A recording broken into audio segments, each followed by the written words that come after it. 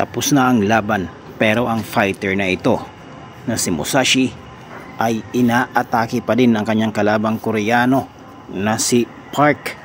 Ano ang nangyari? Bakit nauwi sa ganito ang kanilang bakbakan?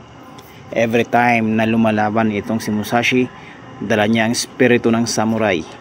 Dito, ipinapakita niya kung gaano siya ka-precise sa kanyang mga suntok at mga sipa.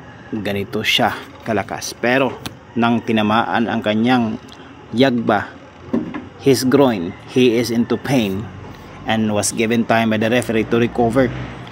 Pero inulit na naman nitong Korean Bull. Ayun oh, he was lying on the canvas for 5 long minutes to recover. Ganun katindi ang malakas na sipa na tumama sa kanyang yagba. Pero walang pagsisisi, walang sorry na narinig mula sa kanyang kalaban. Dito nagmula ang kanyang fury. Kaya ito niya ginawa. Pero ano't ano pa man ang nangyari sa unahan ng kanilang laban, mali pa rin ang kanyang ginawa. Dahil unconscious na itong si Park na kanyang kalaban. Mali.